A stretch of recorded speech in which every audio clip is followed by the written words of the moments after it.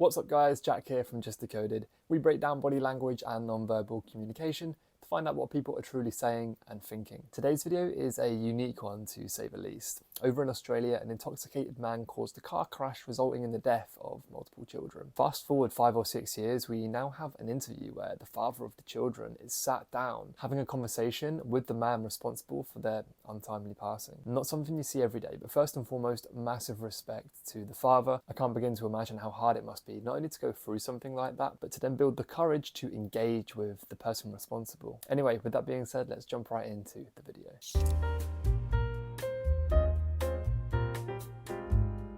What did Danny's forgiveness mean to you, Samuel? It meant that I've got a second chance at life here. What do you ask of Danny now, sitting beside him? Look, he's given me everything, to be honest. He's forgiven me. That's massive. I can't really ask for more than that. So anything else is just a bonus. Honestly, I look at him like a godfather. Like I just want to be everything like him, and Initial thoughts are both men look relatively relaxed. The father's leant back, no tension of the facial muscles, but if you look at Samuel on the right, you can see slight tension there. He has a somewhat condensed glabella, which is the area between the eyebrows. This is one of the first facial signs of discomfort and often happens when you're trying to search for and evoke negative emotions. learn from him. Have you apologised? I have, and I'll do it again. Danny, So if we just go back and look at the sitting positions, I've got a lot to learn from him. Have you apologised? as you can see, Samuel's hands are firmly placed on his thighs. This is another indication of stress buildup. The father, on the other hand, for the most part, as mentioned, looks quite relaxed, but I want you to pay attention to his legs and his feet. So usually when we cross our legs like that, that's a subconscious attempt to distance ourselves from a situation or block ourselves off from something negative. Even though by the looks of it, he has come to terms with, the situation and clearly found some sort of peace with the killer. Potentially the leg positioning here is some sort of subconscious indication that there's still a bit of defensiveness there. Who knows? I have, and I'll do it again. Danny, I'm really sorry to you and your whole family for what I've done and all your friends.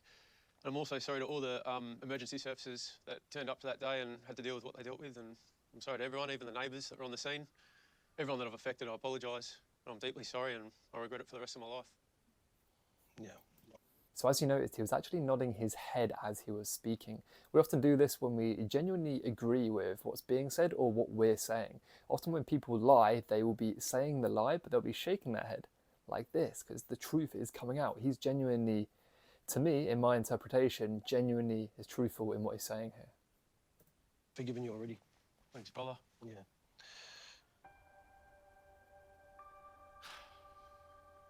The first meeting you had with Samuel in the Maximums?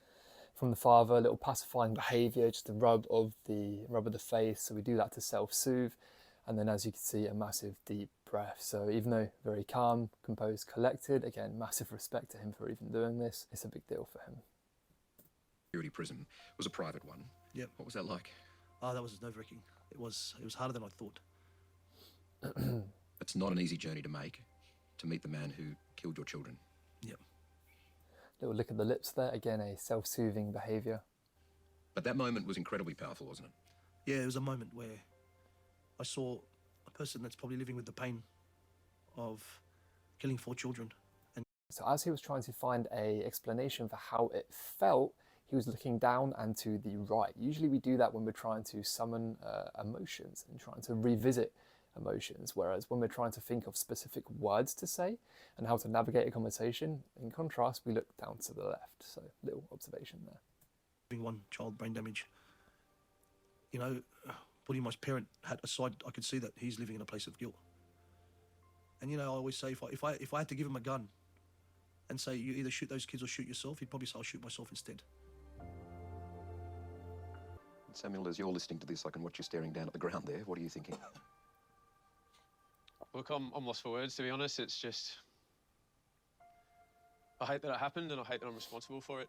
And yeah, look, words can't describe it. So as he's now recalling stuff in relation to the event itself, you can see his head is shaking instead of the nod that we had a minute ago. So in my interpretation, this is a disapproval for obviously what happened.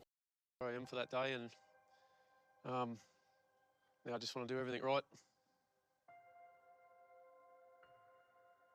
You're right alongside the person who took your children. Is that easy or not? It's not easy, no. It can be difficult. But I think it's been 5 years, 6 years. Like I said, I've become more accepting of who I am now. And I don't think about who I was. I miss my kids. And So notice how, as he says who I was, he gave himself a little stroke or a little brush of the nose. So this is a pacifying behaviour when we say or hear something that we associate to negativity. So I'm guessing in this instance, he wasn't happy with the person that he was. I don't want to stay there in the whys and the what ifs. I know it's not good for me or for my family. Of that day. I think the thing that really touched me was when I first met Sam. Sam was he was broken. He was reserved. He'd come to chapel and I'd slowly see him get fed, but there was a lot going on and he was working through a lot. There could be some haters who might cynically say you've embraced God for your own salvation, that you've got no option. Yep. You're in here, no choices, why not? Yep. Makes you look good. Tries to make up for the terrible thing that you did. What would you say to those people? Well, no. So a quick mention in regards to how he's sitting, a little bit similar to what he was doing a moment ago where he's got his hands clasped on his thighs, but this is now leant forward and his hands are on his knees more or less. This is known in body language as an ejector seat position, and it's almost always an indication that you don't want to be there. You're ready to leave. There's other places you want to be. So an ejector seat is in reference to being shot out of a fighter jet. But yeah, I mean, it's an uncomfortable conversation for him, so it makes sense. I ever make up for it, so there's nothing I can do to make up for it. It's very real. Also, something to notice, there was a long period of time there where he pursed his lips. That's essentially where you just push them together. This is often associated with feelings of disagreement and just overall negativity, really. That if he had his way, he'd have you out of here in a flash. Yeah, that's really going the extra mile. Hey, he's 1 in a million. Just absolutely amazing man. And Hard question, but do you think you deserve that? I don't think I deserve that. Yeah, it was an accident. So there he raised his eyebrows massively when he said the words, I don't. When we raise our eyebrows, that's when we want to bring attention to ourselves. We want people to listen to what we have to say. We want to emphasize the words in that moment. So when he asked, do you think you deserve that? And he said, I don't, I think he genuinely meant it. I mean it, but I'm at fault, and I've done that. So I don't believe I deserve any. Him even talking to me was a blessing. I was just happy with that. So, yeah, he keeps amazing me, eh? He's just an incredible person, and I just want to be everything like him.